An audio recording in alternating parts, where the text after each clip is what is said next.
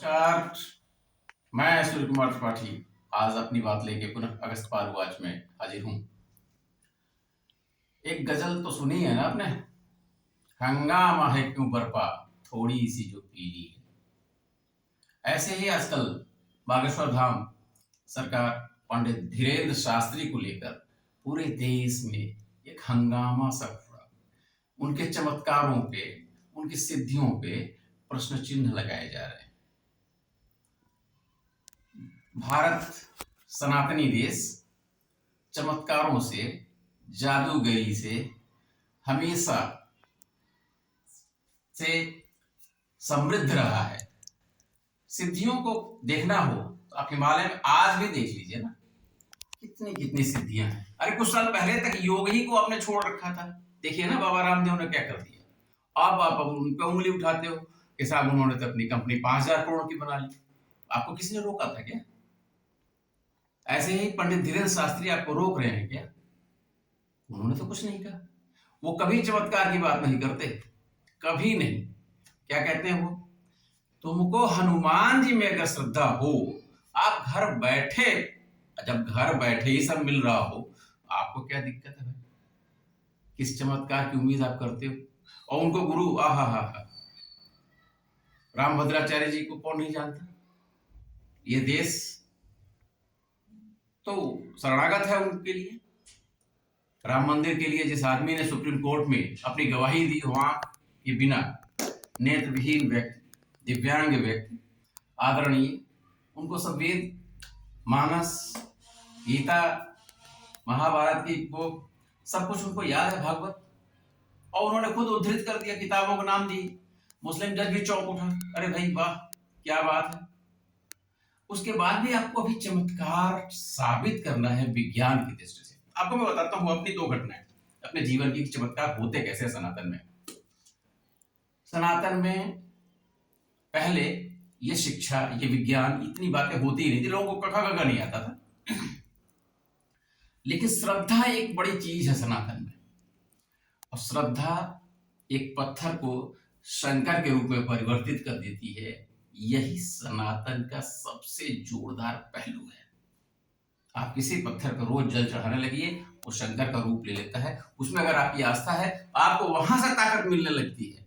बस श्रद्धा होनी चाहिए। अगर आपके पास सनातन में श्रद्धा नहीं है, आप ऐसे ही प्रश्न उठाओगे, आप ऐसे ही देखोगे। लेकिन जहां तन से जुदा होने वाले सर की जब बात आती है, उन धर्मों को आप छोड़ जाते हो। किसी पादरी पर प्रश्न नहीं उठाते, किसी मौलवी पर प्रश्न नहीं उठाते। आखिर क्यों? सनातनी हमेशा बार बार क्यों दे यह कि हम बहुत सहिष्णु हैं, तुम सहिष्णु रहो। भैया धीरेन्द्र शास्त्री जी तो नहीं कह रहे हैं कि आपको कोई कष्ट, उन्होंने एक पैसा किसी से नहीं मांगा, उसके बावजूद भी दिक्कत है। अरे भैया आपको आवाज उठानी है, आप वहां उठाइए जहां आपके टैक्स के पैसे की बर्बादी हो रही हो। वो तो प्राइवेट आदमी है, व्यक्तिगत रूप से कोई काम कर रहे हैं। हाँ, अब मैं पहले चमत्कार की बात कर रहा हूं, उसके बाद इस मुद्दे पे आता हूं कि आप क्यों इनके ऊपर उंगली उठा रहे हैं। चमत्कार देखिए, मैं अपनी 2 घटनाएं जीवन की, बहुत सारी घटनाएं घटी हमारे जीवन में, लेकिन 2 घटनाओं का मैं जिक्र करना चाहूंगा। मुझसे 10 साल छोटा एक भाई है, जो आज की डेट में एक अच्छे ऊंचे पद पर उत्तराखंड में पोस्टेड है। वो 3 साल का था जब उसके मुंडन का संस्कार हो रहा था हमारे गांव में। उस समय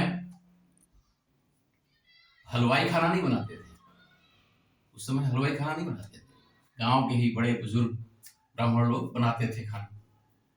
हमारे यहाँ ब्रह्म पूजे जाते। हमारे बाबा 3 भाई थे, जिसमें से एक नहीं रहे, लेकिन 2 लोग उस समय थे जीवित। एक मूर्ति पूजक थे, उनको मंत्रों में शक्तियां दिखाई देती थी, उनको मूर्ति में शक्तियां दिखाई देती थी। वो विश्वनाथ जी के भक्त थे, वो कृष्ण भगवान के भक्त थे, वो हनुमान जी के भक्त थे।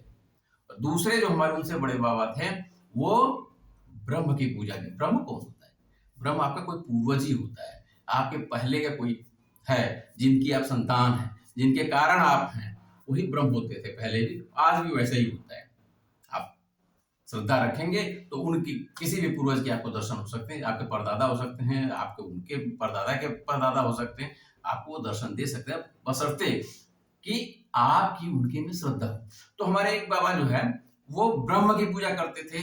और एक नीम का पेड़ अभी भी हमारे पास दरवाजे पे है, 100 साल, मुझे लगता है 125 साल पुराना पेड़ होगा हमारे दरवाजे पे। वहीं पे 2 पिंडुकी बनाई गई थी ब्रह्म बाबा की।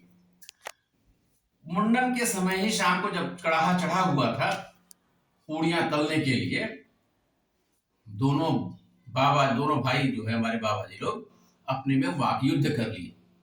और मेरे पिताजी फिजिक्स के प्रोफेसर थे, अभी हैं। उन्होंने क्या किया, बाबा ने आवाज दी पिताजी को मेरे, ले आओ कुदाल और ब्रह्म को उठा के फेंक दो, देखता हूं क्या होता है। आप विश्वास नहीं मानेंगे, पितृभक्ति में मेरे पिताजी ने बिना किसी प्रश्न किए कुदाल उठाई और दोनों पिंडुकों को साफ कर दिया। और 3 टिन डालडा, उस समय डालडा यूज होता था, डालडा जल गया, भस्म हो गया, कढ़ाई में आग लगी हुई है, और एक पूड़ी उसमें से निकली नहीं, बाहर नहीं निकली। अंत में मेरी माँ मुझे दौड़ के पकड़ के बुलाई और कही कि बेटा जल्दी से इसको वापस पिंडुकों को बांधो और जो कुछ भी इनकी पूजा अर्चना की जाती है वो प्रार्थना करो ताकि आगे काम हो सके। और मैंने वो किया। ये मेरी अपने जीवन की अपनी घटना है। कोई महेश महानव आके मुझे कह दे कि ऐसा नहीं होता है चमत्कार, मैं कैसे मान लूंगा? आप बता दो जरा, संभव है क्या? कोई आके कह दे कि साहब ऐसा कहाँ चमत्कार होता है? अरे देखना हो तो श्रद्धा रखो, देखो। तुरंत मैंने दोनों पिंडुकों की बांधी, जनेऊ पहनाया और आहुतियां दी जैसे मेरे बाबा करते थे, और उनसे प्रार्थना की। ब्रह्म भी अपनी जगह है, मूर्तियां भी अपनी जगह, हमारे दरवाजे पर हमारे मंदिर भी है, वही हमारे यज्ञोपवीत में बना हुआ था, वहां भी पूजा अर्चना होती है। और जो ही ऐसा मैंने किया, धूप दिया, तुरंत उसी कड़ाही में पूड़ियां बनी और पूरे गांव का यज्ञ संपन्न हुआ। एक दूसरी घटना अभी बागेश्वर धाम सरकार से जुड़ी हुई बता देता हूँ आपको। हमारी पत्नी अभी डायलिसिस पे है, हफ्ते में 2 बार डायलिसिस होती है। अभी सितंबर में हम लोग जान पाए बागेश्वर धाम सरकार के बारे में। हमारे छोटे बेटे अचानक उसको यूट्यूब पे कहीं दिखे और उसने देखा, और 2-4-6 दिन तो ऐसे ही बस सही है गलत है उन्हीं माहौल में इस पे विश्वास करना चाहिए नहीं करना चाहिए करके हम लोगों ने डाल दिया। लेकिन तभी एक वीडियो आया उनका, धीरेन्द्र शास्त्री जी का, कि आप घर बैठे ही, हमारे पीछे मत पड़ो, आप घर बैठे ही अगर हनुमान जी की में श्रद्धा हो तो आप अपनी अर्जी लगा लो और आपका काम बनेगा। तो हनुमान जी के भक्त तो हम लोग हैं, सारे लोग, ये हमारे हमको जानने वाले सारे लोग जानते हैं कि ईश्वर की प्रतिभक्ति हम लोगों की है। और लग गई अर्जी, घर पे बैठ के अर्जी लगी, और 10 दिन बाद हम लोग चले गए वहां। यू वॉन्ट बिलीव, आपको विश्वास नहीं होगा कि हम लोग वहां पहुंचे, अर्जी दर्शन किए बालाजी के। हम लोग कभी पंडित धीरेन्द्र शास्त्री को, क्योंकि उनका वक्तव्य था कि आप हमारे पीछे मत भागो, आपकी अर्जी वहां लगनी है हनुमान जी को, बालाजी को, आप उनको बस उनको ध्यान धरो, उनसे प्रार्थना करो, कौन सो संकट मोर गरीब को, जो तुम सो नहीं जात है डाब, बेग हरो हनुमान महाप्रभु, जो को संकट हो जाता, वहां लग जाओ, सब कुछ हो जाएगा। और यही हुआ, हम लोग गए, और आज जब हमको ये लगने लगा था कि वो शायद अब हमसे बिछुड़ जाएगी, आज स्थिति ये है, डायलिसिस तो हो रही है, डायलिसिस हो रही, परंतु आमूल चूल परिवर्तन दिख रहा है। इस चमत्कार को मैं कैसे न मानूं कि हनुमान जी में शक्ति है, बालाजी में शक्ति है।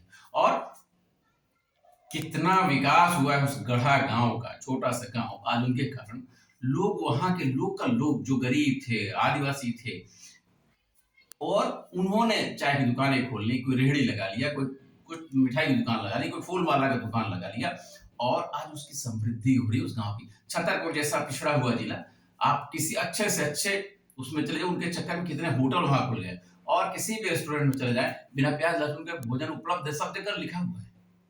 ये परिवर्तन है, और एक आदमी अगर परिवर्तन कर रहा है देश में, तो आपको आपत्ति क्या है? आपको आपत्ति ये है कि वो जातिवाद नहीं कर रहा है, वो जातियों की व्यवस्था को तोड़ रहा है। मित्रों, अस्पताल, मंदिर, सिनेमा, यात्रा, कुछ ऐसी जगह हैं जहां जातियों का भ्रम टूटता है। अस्पताल में सबसे ज्यादा टूटता है। और पंडित धीरेन्द्र शास्त्री कहते भी हैं, तुम भक्त नहीं हो, इतने लोग आज 4 लाख 2 लाख आ जाते हो, भक्त तो नहीं हो आप हमारे, आप अपनी समस्या लेके मेरे पास समाधान हेतु आए। तो समस्याएं तो हर घर में है, किसको नहीं है समस्या? महेश मानव को समस्या नहीं है, वो नहीं चाहते हैं, कुछ ना कुछ जरूर चाहत होगी। हमारी चाहत को, हमारे उसको मरहम लगा देना, थोड़ा लिफ्ट करा देना, इसमें आपको क्या प्रॉब्लम है भाई? कोई पैसा नहीं मांग रहे हैं धीरेन्द्र शास्त्री, कितनी शानदार बात है। नहीं 1 रुपया चढ़ाने को आप विश्वास नहीं होगा आपको, मैं चूंकि हो आया हूं इसलिए बता रहा हूं आपको। बालाजी के मंदिर में भी वो जो प्रसाद आप लेके जाते हो वो चढ़ता है, आपको वापस ऐसे ही मिल जाता है। वहां 1 लड्डू उसमें से निकाल के चढ़ाते नहीं, वो नारियल एक अर्जी जो है बस उतना ही भर है, उसके अलावा कुछ नहीं, कोई पैसा नहीं मांगता आपसे। ऐसे दिव्य दरबार में उसके ऊपर उंगली उठाना, क्या कहूं मैं आपको, कि आप श्रद्धा नहीं है सनातन में, इसलिए आप ऐसा कर रहे हो। मूढ़मती हो, मूढ़मती हो, मूढ़मती हो। जय बागेश्वर धाम सरकार की जय। धन्यवाद।